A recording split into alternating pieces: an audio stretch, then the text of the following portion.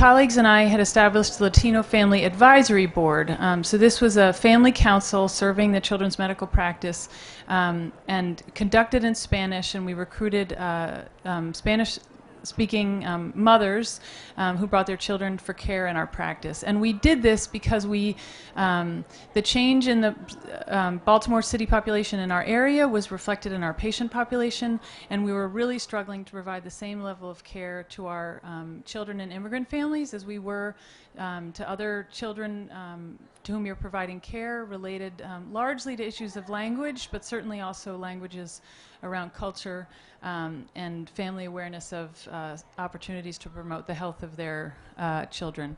This is an advisory board that's been ongoing and has been an invaluable resource for our practice and also to some extent to our health system. And so you see pictured a typical meeting for us. We meet once a month. About 12 to 15 moms come. In another room, which you cannot see, there's child care we provide, and we provide dinner to all in attendance. So these activities, so then following that, in 2013 we established Central Soul, and that was an attempt to wrap some of these activities together and to take a more holistic approach to the health and well-being of our local Latinx population, with the awareness that we were not alone in this situation and that we were hoping to learn lessons that we could share with colleagues in other settings throughout the country. And we were lucky enough to bring on Monica Guerrero Vasquez, who'd already been active in the community, and she became our program coordinator. So established in 2013, the mission of Central Soul is to promote equity in health and opportunity for Latinos by advancing clinical care, research, education, and advocacy at Johns Hopkins and beyond in active partnership with our Latino neighbors. And today this gives you a sense of the organization that we've developed. The most important part is that we are active in 5 core areas. Community engagement remains at the heart of everything we do. We are also active in advocacy in the pipeline, which represents an overall goal of increasing workforce diversity and involves educational activities from middle school through the medical trainees. Research, which includes personal research agendas of the faculty members involved, as well as a research consultation service and translation services for the purpose of assisting other investigators and including the immigrant Latino population in ongoing research efforts. And then finally, in clinical innovations, sort of what we need to do to make all of our families receive the same quality of care. And we have the two guiding principles which I think are relevant to the rest of my talking points today. One is equity, and just a reminder that as opposed to equality is the same solution doesn't work equally well for all populations, and we need to keep that in mind when developing services and when making what are positive steps forward in the healthcare system may not have the same impact for all communities, and that needs to be considered. And then also, we find it important to remember that population health is another guiding principle, and that healthcare really plays a very small role in what keeps children and families healthy, and so being mindful of that, and that not all of our attention should probably be focused within the healthcare sector, because that's not where we're likely to have the most impact. So I'd like to, today I'm going to talk about 2 health conditions which are of particular concern for the Latinx community, and how our awareness of that has sort of guided the evolution of activities throughout the core areas of Central Soul. So the Latino community has a particularly heavy burden of cardiovascular disease.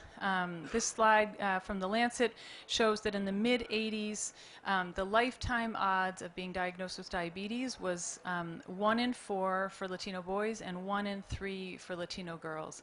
And in the early, or in the 2000s, those odds are now 1 in 2 for both boys and girls. That's a 1 in 2 odds of lifetime diagnosis of diabetes, which is really tremendous. So So we started with community-based programs. You know, this data about this disease burden is not hard to find. We're very well aware of that, and so we've continued Embajadores de Salud. We promoted in healthcare settings as one sort of pragmatic approach and something that families can avail themselves of if they're able and interested. And then also on this slide is a picture of our diabetes prevention program. So that comes from the CDC. The CDC has a rigorously tested diabetes prevention program that has been well studied and shown to be beneficial. And I include this because it has demonstrated some of the complexity of this work. So we offered it at a local school, and the school got moved, is being moved for 2 years for renovation, and so families can no longer walk to the school. The kids have to be bused, which means we can't do any school-based programming because the moms are not allowed on the bus, and it's too far to walk. So it's on hold until we have a place to meet the families. And the other issue that came up with the diabetes prevention program is it had been previously well studied in Latinos in the U.S., including limited English proficiency, Latinos who prefer to speak in English. But our families have really had so little opportunity for education that we found that even materials that had been previously tested were not accessible for the moms with whom we were working, so we found that we still had to further adapt materials, and that the amount of material covered needed more sessions than was formally recommended by the diabetes prevention program. And then furthermore, we're active in lots of sort of single event community events, really again to promote our community programs. Not that we think those single events have a particular impact, but they drive participation in other things. So we run our own health fair once a year. We partner with the Baltimore City Mayor's office for their health fair that's focused on the Latino community. We do back to school school supply drives, and when invited, we're happy to partner with other organizations running their own health outreach activities. And then again, along the line of cardiovascular disease prevention, the practice has a very high rate of child obesity, and we realized that we really needed to do something different clinically to hope to have a positive impact on these kids. So Active and Healthy Families is an evidence-based curriculum coming out of California, where kids and their parents come for 8 group sessions with a pediatrician and a nutritionist. And so it seemed a good fit for our practice, and we've been offering this since about 2016. We're waiting for outcome data, but people have been very willing to participate. We have great show rates, and families have asked to be able to continue even if after it's concluded. And we're hopeful that this will have a direct benefit for some of these kids. So about the same time that we were rolling out Active and Healthy Families in this one clinical setting, the U.S. Preventive Services Task Force released a recommendation saying that pediatricians needed to be screening for obesity in children and adolescents, age 6 and older. That was not new, but they included in the summary of their recommendations that obese children be referred to comprehensive, intensive behavioral interventions.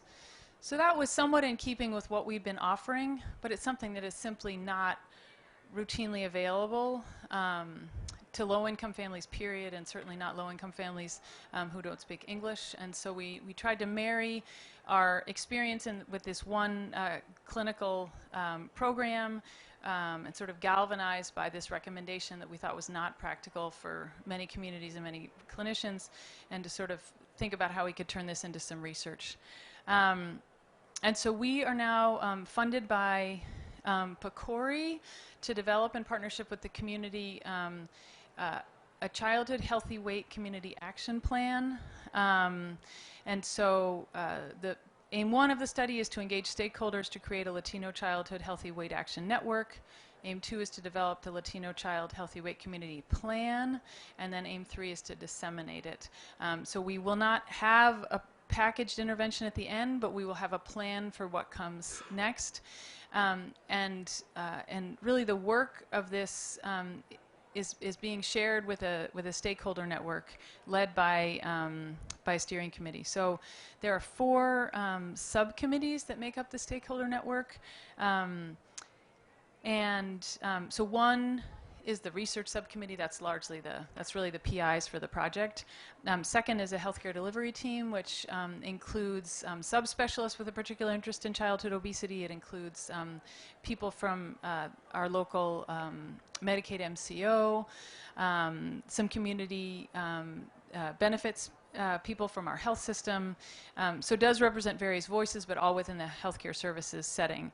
And then the two final subcommittees are really the most important. So one is a patient engagement subcommittee, and we've recruited participants from our various advisory boards. So we have the Latino Family Advisory Board, and we also have a Youth Advisory Board.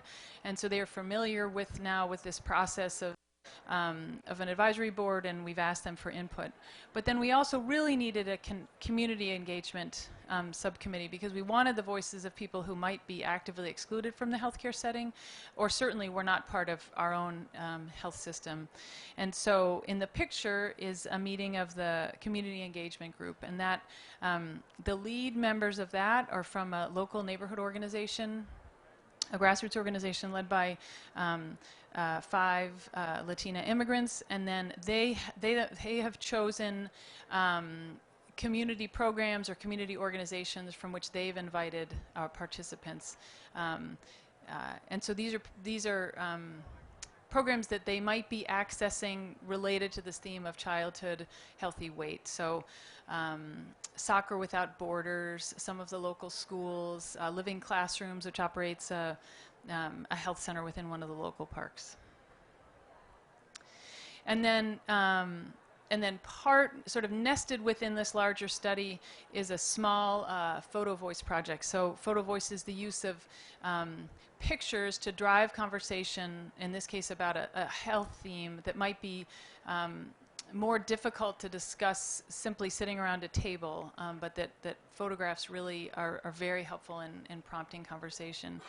And in June, we will sort of have concluded this Photovoice exhibition, and it specifically is a discussion using pictures of assets and obstacles to child health through the eyes of the Latinx community. And this has been a particularly fun part of this work.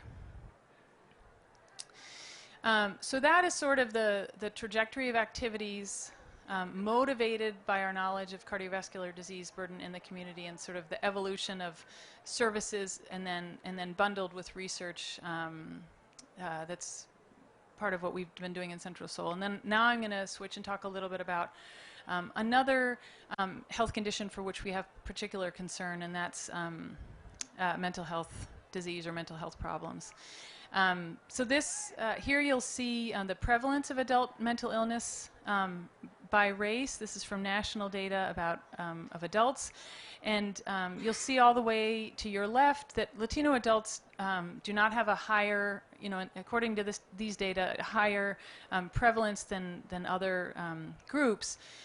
But then if you look to the right, the Latinos are all the way at the bottom, and they're just much less likely to get mental health care, and that's related to access and income and language and stigma, but it's an issue of considerable concern.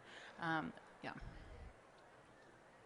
And again, national data were resonating in our clinical settings when we would interact with children, in my case, or in my patients' parents, and then also in my colleagues who work with adults. And this is the voice of some participants in our community programs. We have so many problems because we don't know the language. It's a very hard experience. Many months may go by without work, but the family needs income. It is difficult being an immigrant. And then someone else said, sharing with others the challenges we face helps because it takes away the sorrow. And so again, in this instance, we started with some community-based programming, just as we needed to do something to respond to this need that was coming up in so many different settings. And so now, 5 years ago, we started Testimonios, which is a mental health support group that offers a safe space for Latino immigrants to address stressors affecting their overall health. And we offer this every week. The pink and blue are to indicate that it alternates between women and men are invited on alternating weeks. It's offered at a local church in Spanish. It's free. It's facilitated in Spanish by a group of 12, rotating group of 12 bilingual psychiatrists and psychotherapists, using a curriculum that's based on PATH and the Circles programs. We include dinner and child supervision, so the children are in another room because the conversation is not always appropriate for the kids. But we've also tried to include some mentoring and homework help for the kids who attend.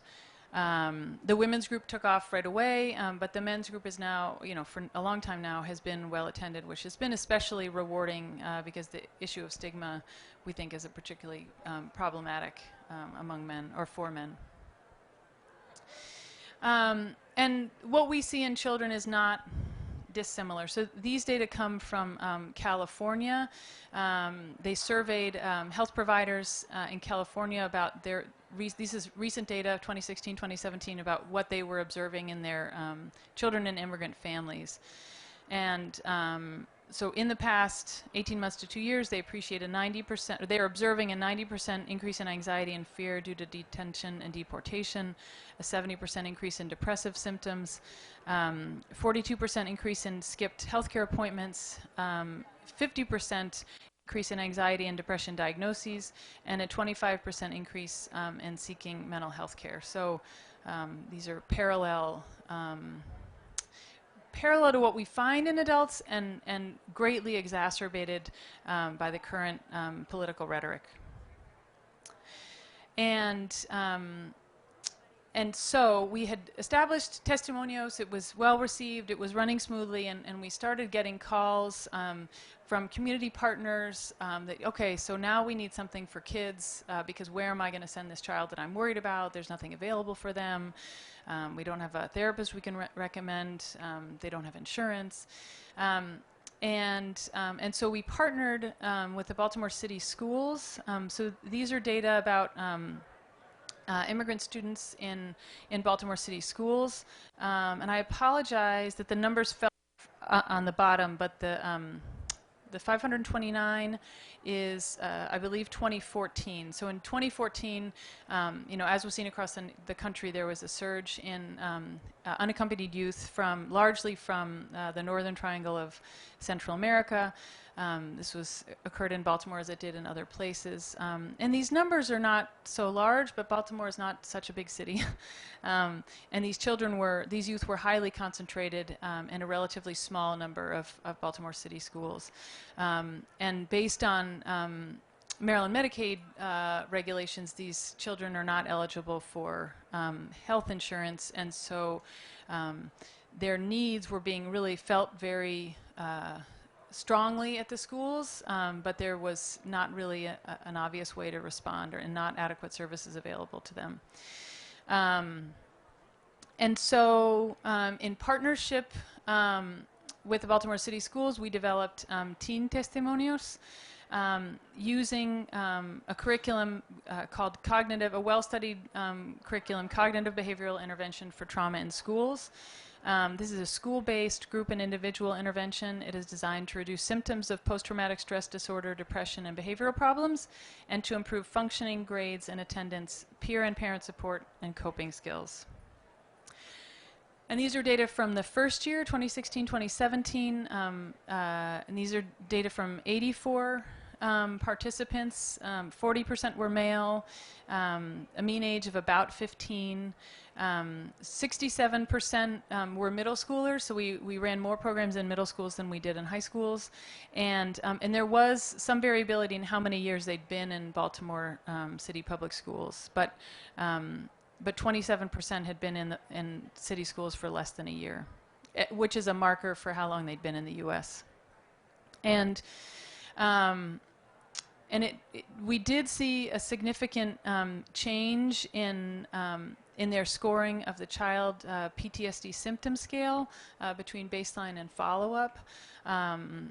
So we continue to evaluate participants as they go through, but this was reassuring that there did seem to be some tangible benefit, because certainly there is some risk to talking about very difficult issues, and we really wanted to proceed with caution. And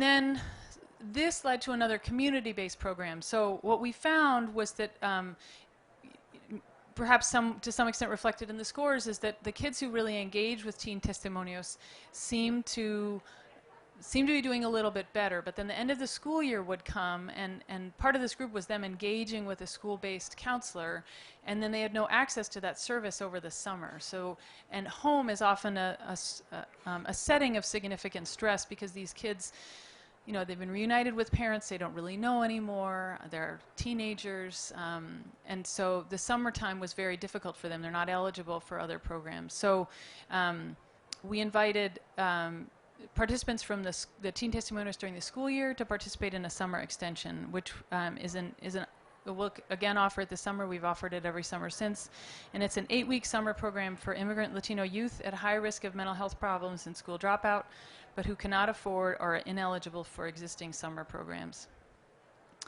And these are some pictures. So the middle schoolers come 2 days a week, the high schoolers come 2 days a week, and it's a combination of English language class and then community building, familiarizing them with some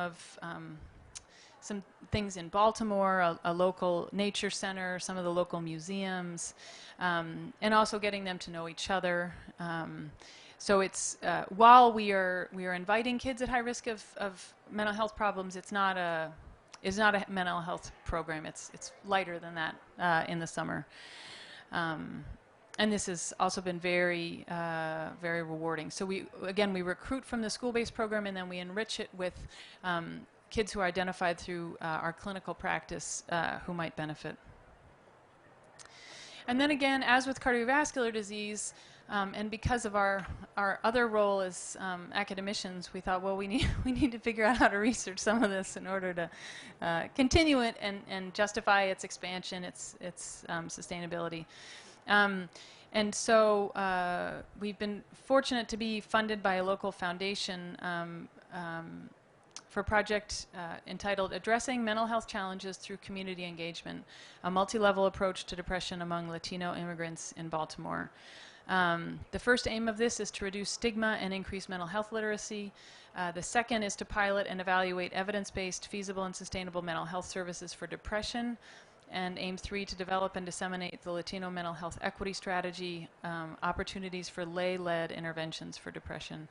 So just to note, this is specific to depression. There are many mental health concerns we could address, but we wanted to be somewhat narrow. And this is inclusive of adults, which capitalizes on Centro Sol having practitioners who care for both adults and kids.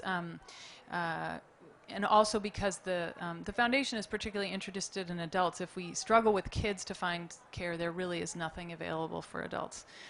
And the figure at the bottom should look familiar, because it's sort of the same framework we're using for our obesity-related work. We're using the same method of trying to include the voices of the various sectors that we need to bring together if we're going to effectively and sustainably address this issue.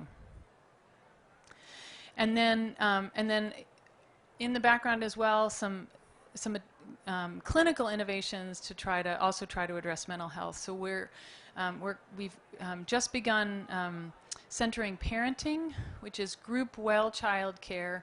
So instead of coming for a one-on-one visit for your doctor, 6 to 8 women, typically women, dads are invited, but 6 to 8 parents come with their same age infant, and instead of a 15-minute visit, it's an hour and a half.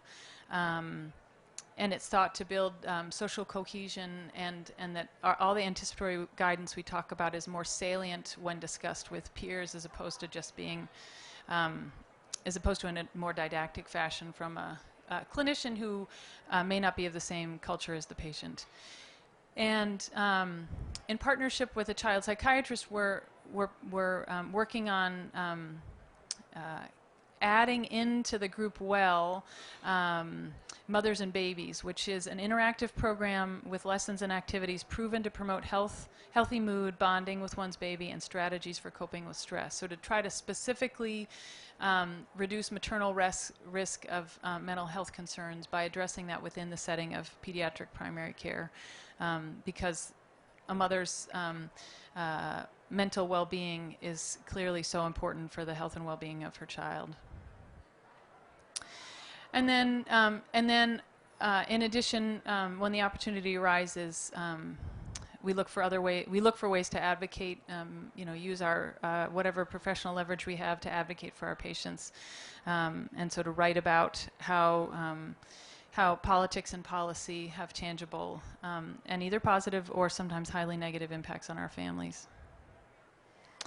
And then also advocacy through dissemination and through bringing people together who are working in the same areas. So we have an annual health conference, and this year we chose to specifically address mental health with a conference entitled Mind Your Health, Community-Centered Solutions to Mental Health Issues. And we've really found this a rewarding activity and also a way to establish new collaborations and also sort of buoy ourselves to keep pushing forward.